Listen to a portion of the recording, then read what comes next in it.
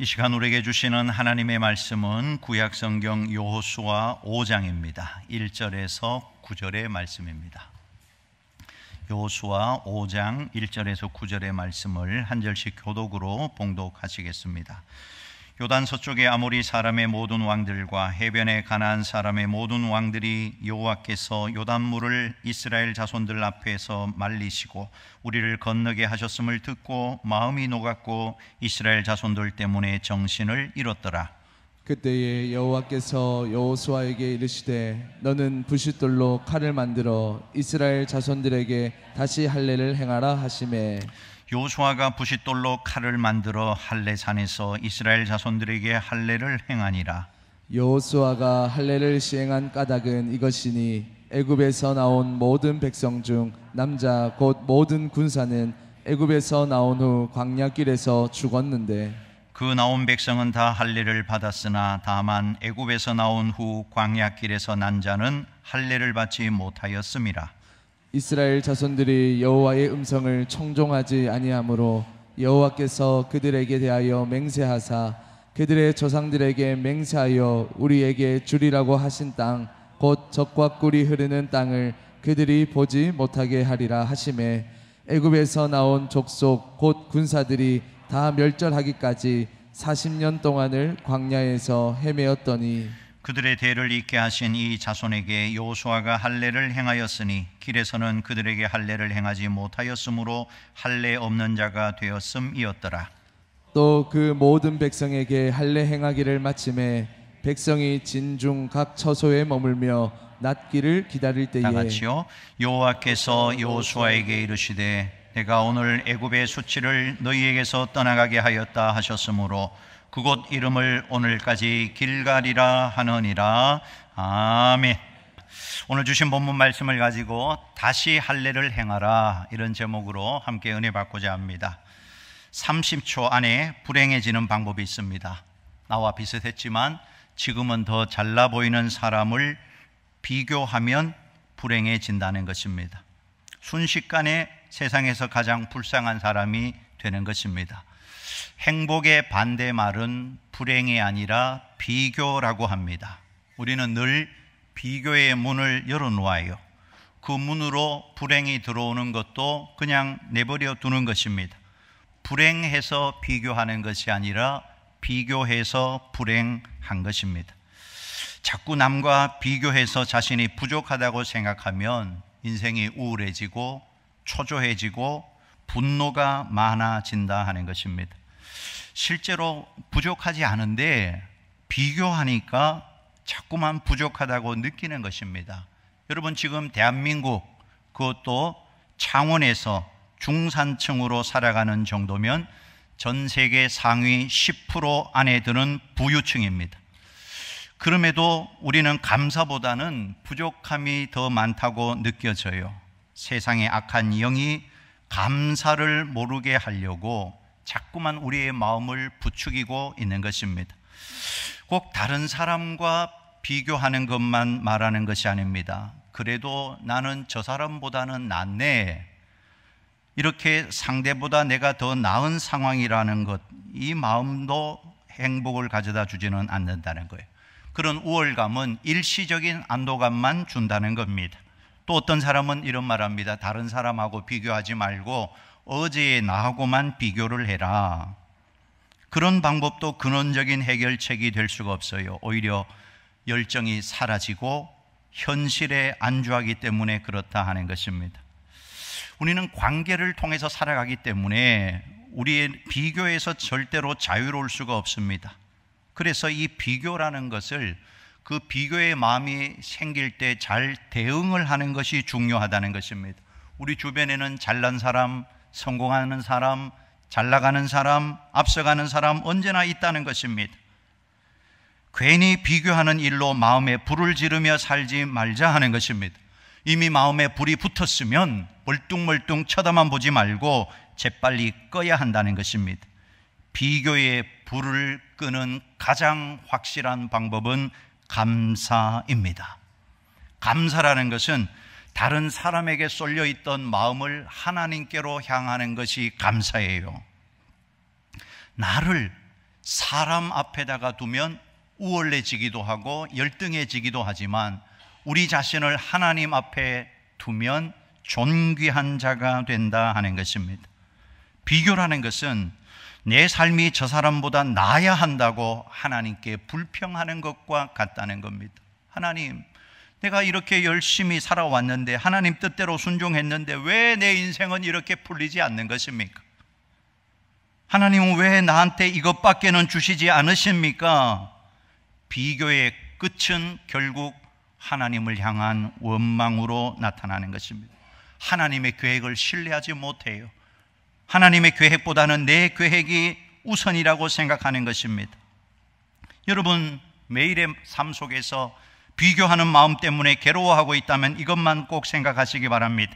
우리는 누구와도 비교 불가인 하나님의 자녀라는 사실을, 하나님은 우리를 위한 놀라운 계획을 오늘도 이루고 계시다는 사실을 잊지 말고 비교에서 벗어나시기를 주님의 이름으로 축원합니다.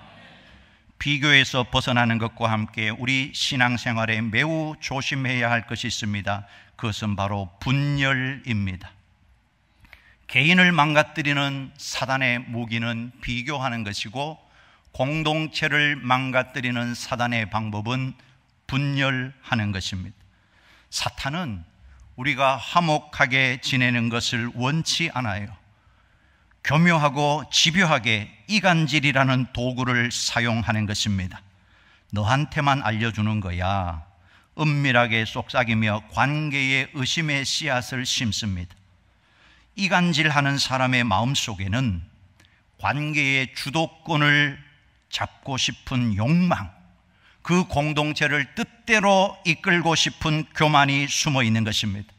자신이 주인공이 되지 못하기 때문에 다른 이들이 관계의 균열을 경험할 때 잠시나마 위안을 얻는 것이에요.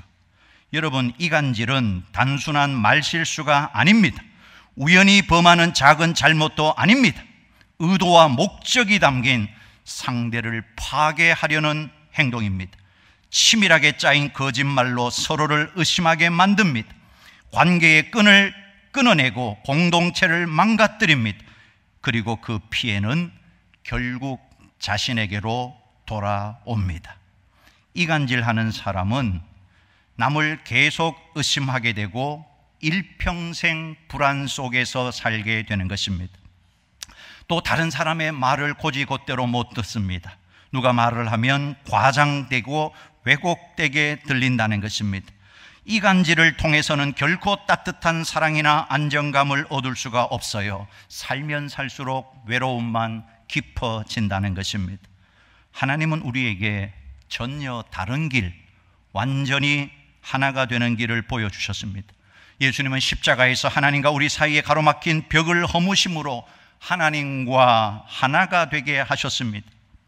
우리는 험담과 거짓말로 분열을 일으키는 자가 아니라 그리스도의 모범을 따라 화목하게 하는 사람으로 부르심을 받은 줄로 믿으시기 바랍니다. 하나됨은 하나님의 성품을 가장 뚜렷하게 드러내는 것입니다. 사탄이 이간질로 하나를 둘로 만든다면 하나님은 복음으로 나뉘었던 것을 하나로 만드는 것입니다.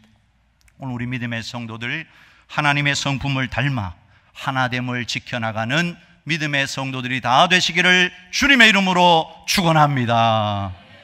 오늘 본문은 하나님께서 우리에게 어떤 성품을 원하시는지, 어떤 행위를 원하시는지를 정확하게 보여주는 본문입니다. 자, 이제 하나님의 기적으로 이스라엘 백성들이 요단을 건너갔어요. 정말 그들의 사기는 하늘을 찌르고 있었단 말입니다. 이런 추세라면 가나안 정복하는 것은 시간 문제다. 하나님이 강도 갈라놓으셨는데 무슨 일을 못하겠는가? 파죽지세로 밀고 들어갈 참입니다. 자, 요단강을 기적적으로 건넜다는 이야기를 듣고 가나안 사람들이 어떤 반응을 보였습니까? 오늘 보면 1절 같이 한번 읽어보십시다. 요단 서쪽의 아모리 사람의 모든 왕들과 해변의 가나안 사람의 모든 왕들이 여호와께서 요단 물을 이스라엘 자손들 앞에서 말리시고 우리를 건너게 하셨음을 듣고 마음이 녹았고 이스라엘 자손들 때문에 정신을 잃었더라. 지금 이런 상태라면 전쟁은 끝난 것입니다. 마음이 녹아내렸고 정신까지 잃어버렸는데 들어가면 되는 것입니다. 그러면 이 상황에서 여호수아가 해야 할 것은 무엇입니까? 진격 앞으로 명령하는 것일 것입니다. 그런데 이상하게 하나님께서 이 순간에 진격을 멈추시더라 하는 것입니다. 그리고는 뜬금없이 아군을 무장 해제시키는 할례를 행하라고 하시는 거예요.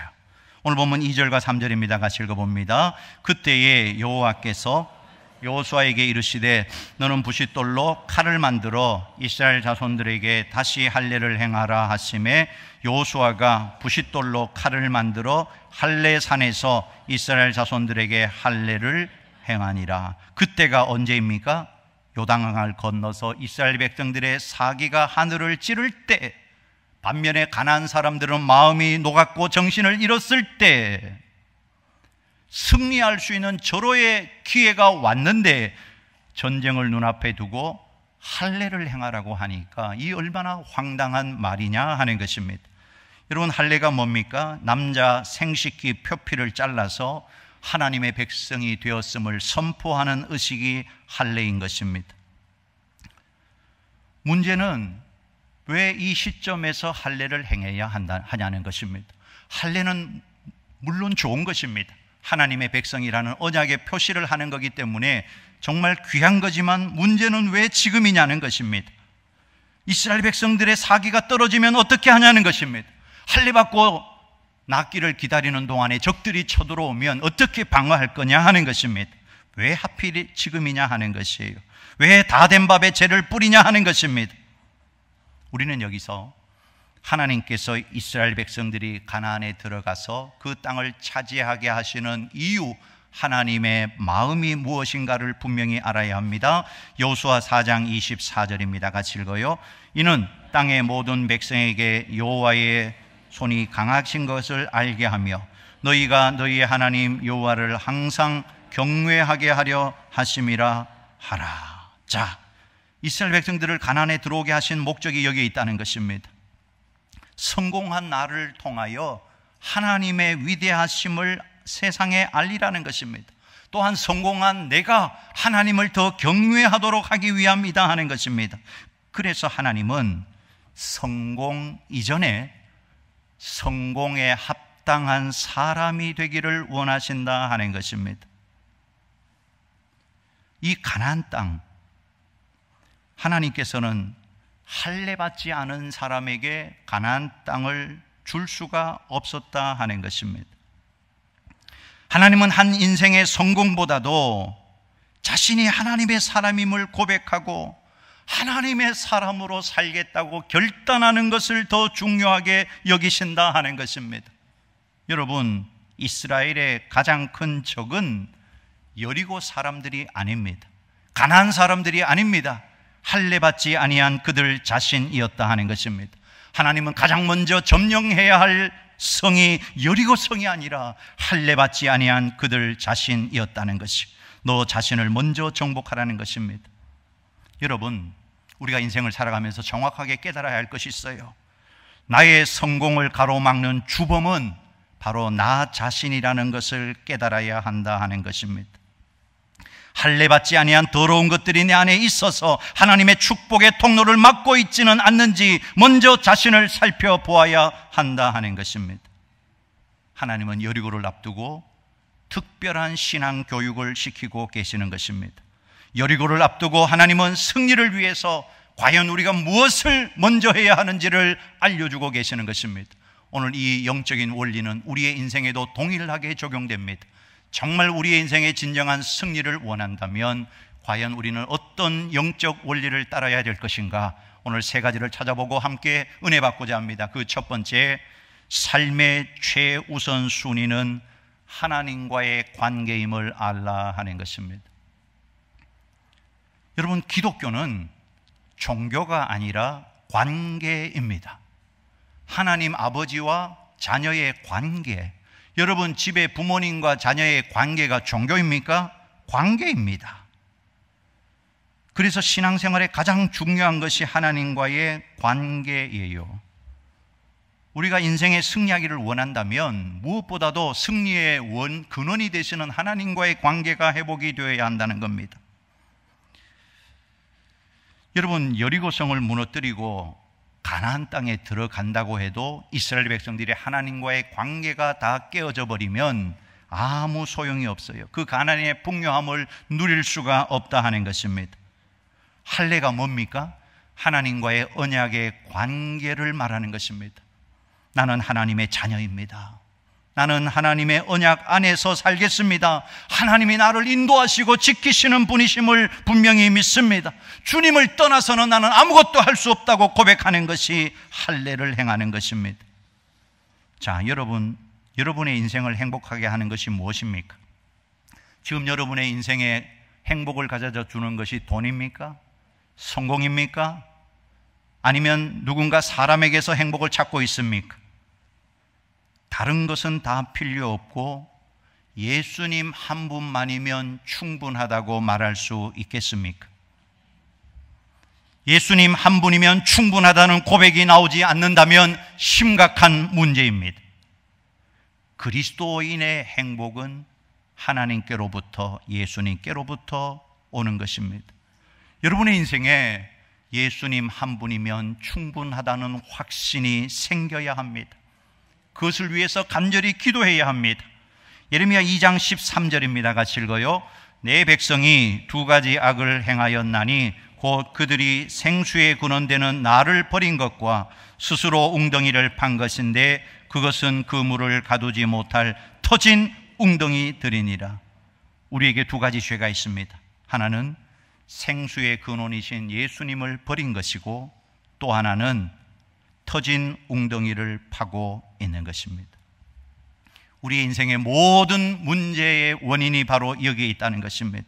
그런데 자기가 생수의 근원이신 예수님을 버린 줄도 모르고 살아간다는 것입니다. 교회를 열심히 다니고 예배도 드리고 헌금도 하고 기도도 하니까 자신이 예수님을 버렸다는 생각을 전혀 하지를 못하는 것입니다. 이것이 율법주의적인 종교 생활입니다. 자신이 그런 상태인지 아닌지 하나만 점검해 보면 알 수가 있어요. 예수님만으로 만족하는가? 그 질문에 그렇다고 대답하지 못하겠다면 생수의 근원 되신 예수님을 버리고 터진 웅덩이를 파고 있는 것입니다. 여러분 자신을 하나님 앞에 정직하게 돌아보시기를 원합니다. 평생 예수님을 믿는다고 하면서 열심히 교회는 다녔는데 사실은 생수의 근원이신 예수님을 버리고 터진 웅덩이를 파고 살아왔지는 않는가 하는 것입니다. 기독교인이 많아지고 교회도 많고 셀 모임도 열심히 하고 제자 훈련도 하는데 왜 삶이 변하지 않는 것입니까? 생수의 근원이신 예수님을 버리고 터진 웅덩이를 파고 살았기 때문에 그런 것입니다. 가족을 잘못 만나서, 교우들을 잘못 만나서, 이웃을 잘못 만나서 불행한 것 같다고 생각하는 분이 계십니까? 그렇다면 생수의 근원 되신 예수님을 버린 것입니다. 생수의 근원이신 예수님을 진짜 만났고 붙잡았다면 절대로 그런 생각을 할 리가 없는 것입니다. 어느 순간 생수의 근원이신 예수님을 버리고 가족에게서, 타인에게서 행복을 구하는 것이 터진 웅덩이를 파는 것입니다. 여러분, 사람이 대단한 것 같아도 실핏줄 하나만 터지면 다른 사람의 수발을 받아야 할 연약한 존재입니다. 누워서 꼼짝도 할 수가 없어요. 사람은 결코 의지의 대상이 아닌 것입니다. 우리는 매 순간 겸손하게 하나님의 은혜로 살아야 할 존재임을 깨닫고 고백하고 기도해야 하는 것입니다. 사람이 아무리 애쓰고 노력해도 하나님이 복을 주셔야 승리하는 인생이 된다 하는 것입니다. 결국 인생이라는 게 뭐냐? 창조자요 구원자이신 하나님을 의지하는 것밖에는 없다. 인생을 살면 살수록 우리가 깨달아야 할 것이 하나님밖에 의지할 것이 없다는 것을 깨닫는 것이 신앙생활이다 하는 것입니다. 어쩌면 인생을 우리가 날마다 살아가면서 이것 배우고 살아가는 것이에요. 하나님 없이는 아무것도 할 수 없음을 깨닫는 것입니다. 오늘도 하나님과의 이 바른 관계, 이 관계가 먼저 회복이 돼야만 우리의 삶이 회복이 되는 것입니다. 살리는 것은 영이니 육은 무익하니라. 살리는 것은 영입니다, 여러분. 육적으로 아무리 가져도 그것이 나의 인생을 살릴 수가 없는 것입니다. 살리는 것은 영이니 하나님과의 관계, 하나님과의 관계가 바르게 되면 영이 살아나고, 영이 살면 육이 살고, 육이 살면 가정이 살고, 자녀가 살고, 교회가 살고, 민족이 살고, 열방이 살아나게 될 줄로 믿습니다. 이런 믿음의 성도들이 다 되실 수 있기를 주님의 이름으로 축원합니다. 두 번째, 어떤 상황에서도 하나님의 백성임을 잊지 말라 하는 것입니다. 하나님께서 할례를 요구하시는 것은 너희들은 거룩한 자존감을 가져야 된다, 하나님의 자녀라는 정체성을 갖고 살아야 된다. 원래 이 할례가 창세기 17장에 제일 먼저 나타나는데 이스라엘 백성들이 하나님의 자녀라는 표징으로 할례를 행하게 된 것입니다. 여러분, 우리가 하나님의 자녀라는 정체성, 하나님의 자녀라는 거룩한 자존감을 잃어버리면 작은 어려움 앞에서도 낙심하고 절망하게 된다 하는 것입니다. 또 성공해서 조금만 잘 되게 되면 교만해서 하나님을 잊어버리고 살아가는 것입니다. 우리는 어떤 상황에서도 하나님의 자녀, 하나님의 자녀라는 이 정체성, 여러분, 10,000원짜리가 아무리 구겨지고 오물이 묻었어도 5만 원의 가치는 있는 것처럼 오늘 우리가 이 땅에서 이런 어려움 저런 어려움을 당한다 할지라도 우리는 하나님의 자녀라는 사실입니다. 여러분, 낙심될 때 주님이 혹시 나를 떠나신 것은 아닐까라고 생각해 보신 적 있습니까? 결코 그렇지 않습니다. 주님이 예수 믿는 여러분 안에 계시지 않을 수도 있습니까? 없습니다. 예수님을 영접하면 예수님은 우리 안에서 영원히 떠나지 않고 함께하고 계시는 것을 믿으시기 바랍니다. 이렇게 고백하십시다. 하나님은 나를 버리시지 않으신다. 다른 사람이 나를 정죄하고 미워하더라도 하나님만은 나를 사랑하신다. 예수님께서 나를 위하여 십자가에 못 박히셨고 지금도 하나님 보좌 우편에서 나를 위하여 기도하고 계신다. 그러므로 하나님께서 나를 외면하실 리가 없다. 이 고백이 여러분 고백되기를 주님의 이름으로 축원합니다. 미국에서 40년 이상 목회한 어느 목사님의 간증을 들어보았는데, 미국이라는 나라가 굉장히 많은 인종이 혼합된 나라라는 것입니다. 그런데도 고도로 민주주의가 통하는 나라, 민주주의로 통치가 되는 나라, 자본주의의 꽃이 활짝 핀 나라라는 것입니다. 자신이 살고 있는 워싱턴만 해도 매일 사용하는 언어가 180개 이상이라고 합니다. 그렇게 많은 인종이 섞여서 살고 있는데 세계 최강대국으로, 그러면 과연 이 미국을 움직이는 힘이 뭘까?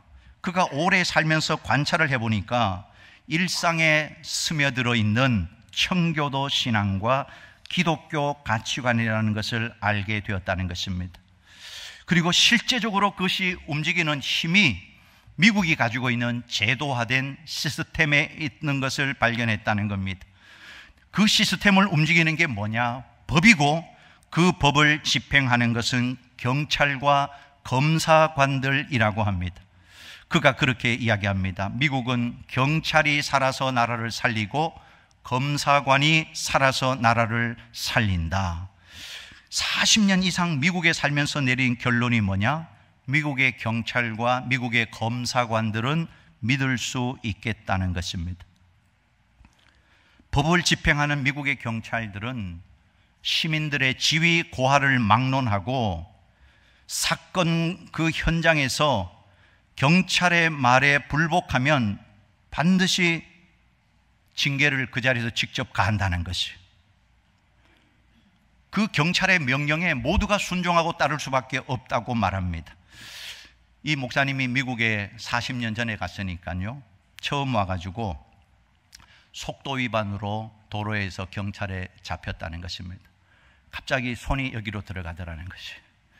40년 전이니까 우리 한국에도 경찰에 잡히면 얼마를 주면 통과, 그래 될 줄 알고 주머니에 손을 넣었다가 아차 하고 손을 뺐다고 합니다. 그리고 딱지를 받고 범칙금을 냈다는 것이, 만약에 그 자리에서 돈을 꺼내서 경찰에게 줬다, 당장 구속이라는 것입니다.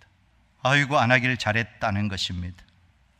그리고 이 목사님이 교회를 짓고 있는데 담당 검사관이 이 교회를 지을 때 매 단계마다 검사관이 나와서 얼마나 엄격하게, 얼마나 세밀하게, 얼마나 권위 있게 조사를 하는지, 그 자리에서 지적을 받거나 명령을 받으면 반드시 그대로 따라야 된다는 겁니다. 교정하라고 하면 교정해야 된다는 것입니다.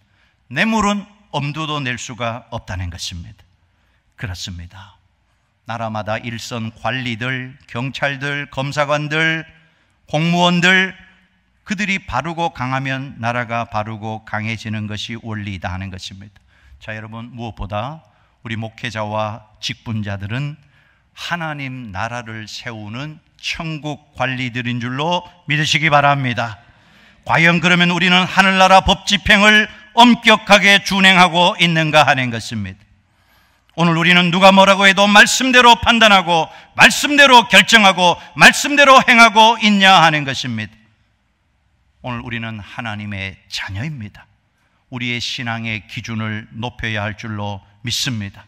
이 세대에 물들지 않는 거룩한 예배자가 되시기를 소원합니다. 초심을 잃지 않는 자가 되시기를 소원합니다. 우리 다시 거룩을 회복하는 우리 모든 믿음의 권속 다 될 수 있기를 주님의 이름으로 축원합니다. 마지막 세 번째는 하나님께 100% 순종하라 하는 것입니다. 오늘 본문 9절입니다. 같이 읽어요. 여호와께서 여호수아에게 이르시되 내가 오늘 애굽의 수치를 너희에게서 떠나가게 하였다 하셨으므로 그곳 이름을 오늘까지 길갈이라 하였느니라. 길갈이라는 뜻이 뭐라고 적혀 있습니까? 굴러가다. 애굽의 수치가 굴러갔다. 자, 그런데 왜 애굽의 수치가 굴러갔다고 하나님이 말씀하실까? 지금 광야 40년도 지나왔으니까 광야의 수치가 굴러갔다, 무할례자의 수치가 굴러갔다라고 해야 할 텐데 하나님은 애굽의 수치가 굴러갔다 말씀하고 있다는 것입니다.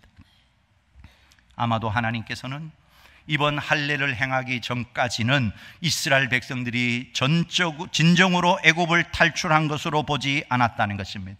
몸은 애굽에서 나왔지만 여전히 애굽의 근성, 노예의 근성이 그들에게 있었다 하는 것입니다. 여러분, 예수를 믿어도 과거의 습성을 버리지 못하는 사람들이 있어요. 그러면 안 되는 것입니다. 잘라버려야 합니다. 날마다 우리 자신을 쳐서 그리스도 앞에 100% 복종을 시켜야 한다 하는 것입니다. 자, 이렇게 할례를 행하고 거룩을 회복하고 나니까 어떤 일이 일어납니까? 하나님이 찾아오셨습니다. 13절 같이 읽어봅니다. 같이 읽어요. 여호수아가 여리고에 가까이 이르렀을 때에 눈을 들어 본즉 한 사람이 칼을 빼어 손에 들고 마주 서 있는지라. 여호수아가 나아가서 그에게 묻되 너는 우리를 위하느냐 우리의 적들을 위하느냐 하니. 어느 편이냐고 물었어요. 그때 놀라운 대답을 합니다. 14절 같이 읽어요. 그가 이르되 아니라 나는 여호와의 군대의 대장으로 지금 왔느니라 하는지라. 여호수아가 얼굴을 땅에 대고 엎드려 절하고 그에게 이르되 내 주여 종에게 무슨 말씀을 하려 하시나이까. 왜 하나님의 군대 대장이 이렇게 늦게 도착했는지 알 수가 없습니다. 그러나 분명한 것은 만약에 여호와의 군대 대장이 오기 전에 진격했더라면 이스라엘 백성들은 패배할 수밖에 없었다 하는 것입니다. 그러면 여기서 말하는 지금이 언제이냐 하는 것입니다. 이스라엘 백성들이 할례 받은 지금입니다. 할례가 없이는 여리고 성으로 가면 패배할 수밖에 없다는 것입니다. 왜냐하면 거기에 우리 예수님, 우리 하나님이 함께 계시지 않기 때문에 그런 것입니다. 우리 예수님이 이런 말씀하셨습니다.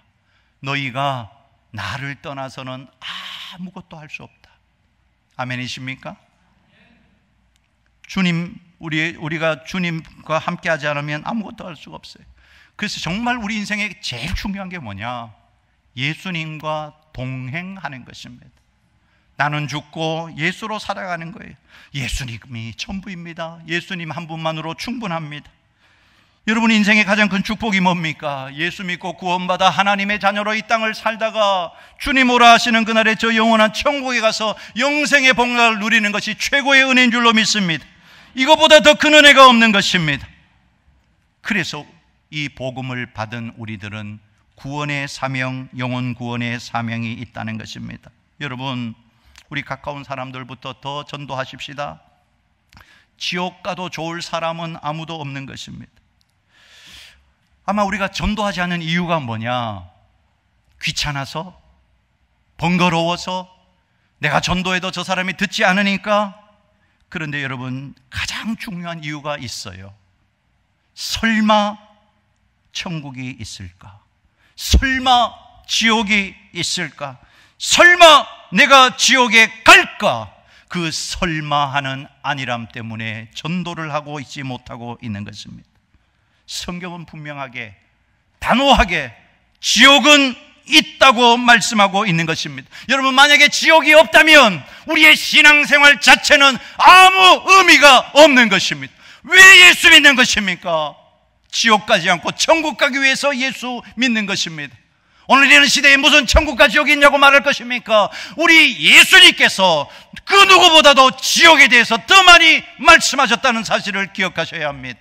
설마가 아닙니다.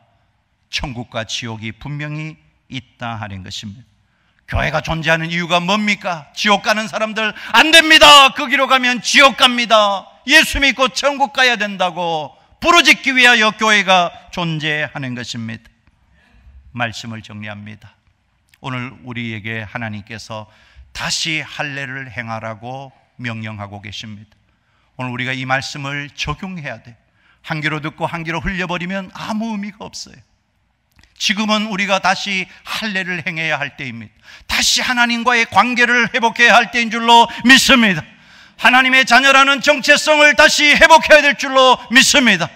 하나님의 말씀이라면 100% 순종해야 될 줄로 믿습니다. 하나님이 말씀하시면 액면 그대로 말씀을 받아야 돼. 이거는 이래서 안 되고, 이거는 이래서 안 되고, 이거는 현실적이지 않아서 안 되고, 이거는 오늘 이 시대의 사람들이 지킬 수 없으니까 안 되고, 그렇게 다 난도질 해버리면 성경은 껍데기만 남을 수밖에 없는 것입니다. 성경은 하나님의 말씀입니다. 지금도 살아 운동력 있는 생명의 말씀인 것을 믿으시기 바랍니다. 오늘 그 하나님의 말씀 앞에 믿음으로 순종하고 나아가는 이 시대의 하나님의 일꾼들로 다 세워질 수 있기를 주님의 이름으로 축원합니다.